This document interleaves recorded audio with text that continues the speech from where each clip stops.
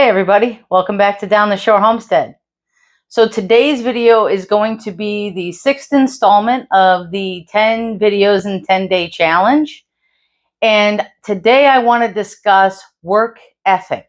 I feel that I can give you some great advice because I have not only been working since I was 14 years old in the cornfields, but I've worked for fast food restaurants, regular restaurants. I've done multiple jobs for customer service. I have worked my way from the bottom up, and I have not only had my own business, but I have also worked for corporate America in a worldwide company. So I have a lot of experience, and I believe that the tools and advice I'm going to give you today is from someone who has been there. And I believe that you'll get farther in your careers if you follow some of this advice. So my number one tip is to always be 15 to 30 minutes early, depending on your job. So for instance, you should always be 15 minutes early to any event, just so that you're not rushing through the door as the event is happening, which actually happened to me recently. I was very embarrassed. I was 20 minutes late for an event, and everybody had their eyes on me when I came through the door, and I was very uncomfortable. And it was a family event, so I shouldn't have been uncomfortable, but I was, because I felt like I was crashing the party. So be 15 minutes early to every event. And a boss told me back in the day to be 15 minutes early is to be on time, because when you show up to work, you can put all of your things away, and when it's time to start work, you're actually ready for work. My second advice is to dress professionally for the job that you have. For instance, when I worked in retail and customer service areas, I always made sure that I was professionally dressed, my hair was done, I was clean, and I smelled nice. Because there's nothing worse than going into a store and having someone who A, has body odor or does not smell good waiting on you trying to help you in the store. It doesn't look good for the company because you represent that company. And it's not good for the customers because they don't want to smell you. My husband works with somebody in a warehouse right now, and there's somebody who smells, and they get sick from the smell of him. And upper management has told him to go put on some deodorant and take a shower, please. People shouldn't have to do that. You should know that you need to show up to work hygienically clean and smelling decent. And as a business owner, even though we did outside work, I still expected my guys to show up professionally looking, because they would interact with my customers and they represented my brand. And I didn't want my customers having people show up that looked like a bum down the street.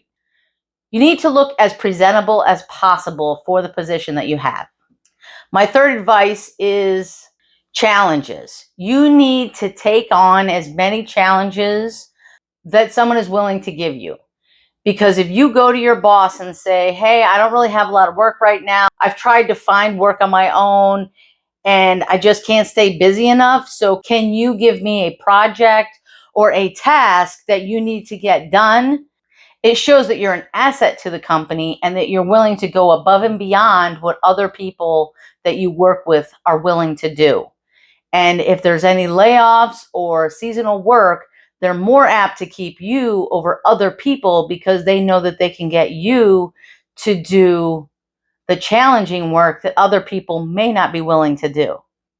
And if you work an hourly job, you're going to get breaks and lunch and things like that. Make sure you come back on time. Don't try and stretch more time out of your day. For instance, I know people that work in warehouses, and if you stretch your time out or you disappear, that's called stealing time, and you can get written up for that. So keep that in mind. A company wants their full 8 hours of work out of you. And if you owned a company, you would feel the exact same way. When I owned my company, I didn't want my guys sitting on their butts when they weren't on break. I wanted them actually working. I was paying those guys by the hour, and I wanted to pay them for the work they were doing, not to be sitting around. My fourth advice is accountability. You need to be accountable for all of the actions that you have at work.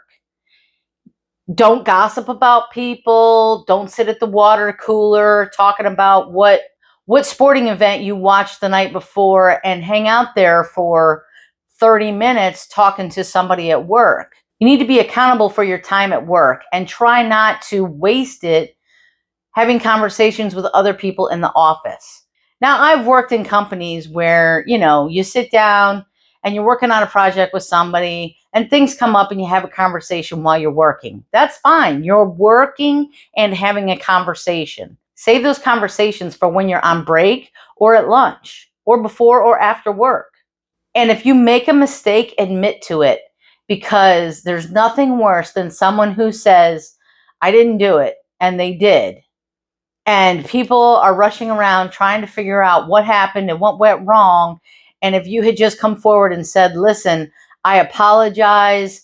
I made this mistake. It wasn't intentional. I'm going to learn from what I did.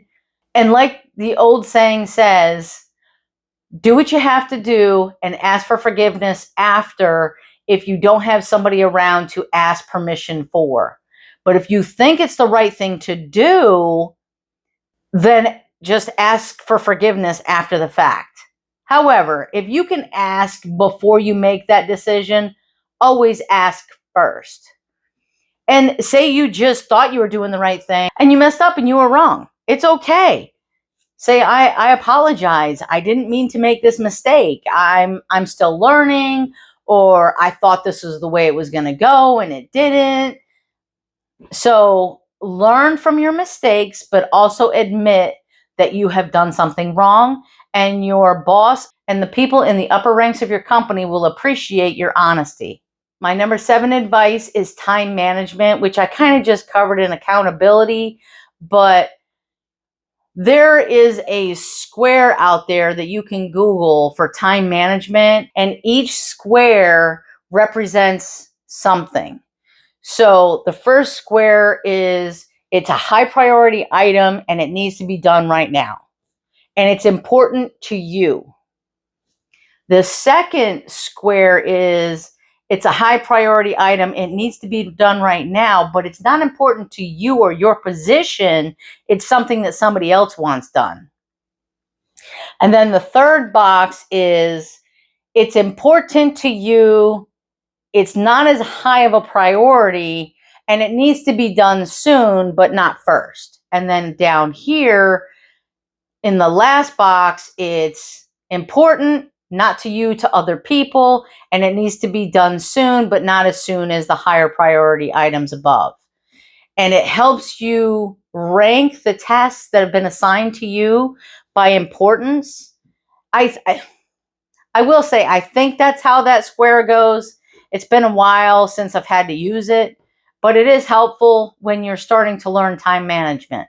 You need to take all of the tasks that are assigned to you and figure out what's the highest priority based on what it is and when it needs to be done, and work your way down the list to the lowest priority and the longest amount of time that you have to complete that task.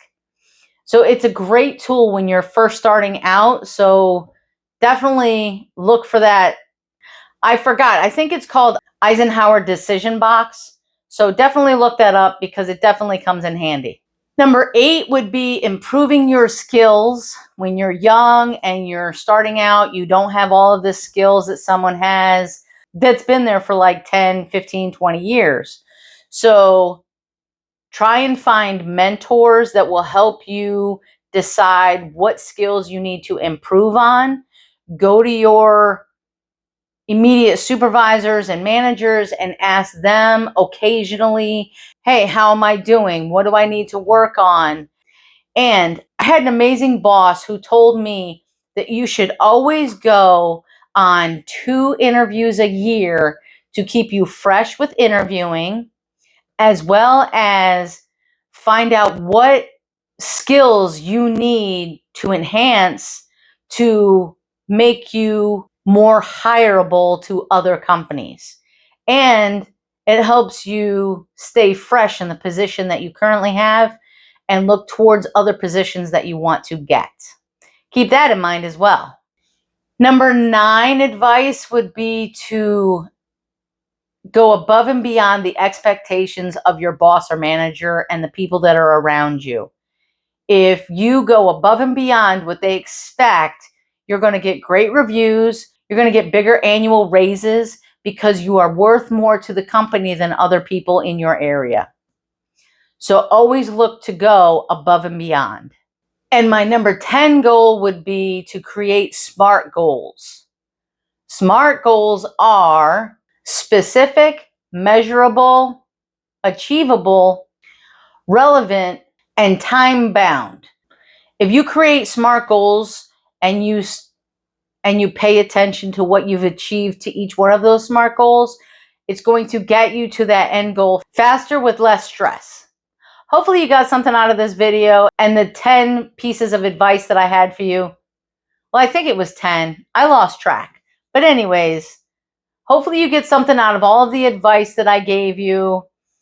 And hopefully you'll give this video a thumbs up to push it out so other people can learn from the advice that I have from my many years working from the bottom up, owning my own business, and in the corporate world. And share this out to people who may need to learn these skills, because work ethic is one of the most important things for your career. Your coworkers are not going to get along with you or like you, and will probably try and get you reprimanded if you don't have a great work ethic. So Rocco also wanted to let you guys know that great work ethic works in all kinds of businesses, including his vet and their assistants. He absolutely loves the assistants that he has at the vet as well as the vet. So having great work ethic is important for all businesses and all careers and any job that you have. Right, Rock? We also want to thank you for sticking around to the end. Again, this is only the 6th installment of the 10 videos in 10 days challenge. So hit the subscribe button and the notification bell, and you'll know when the next video gets uploaded. So hopefully we'll see you next time.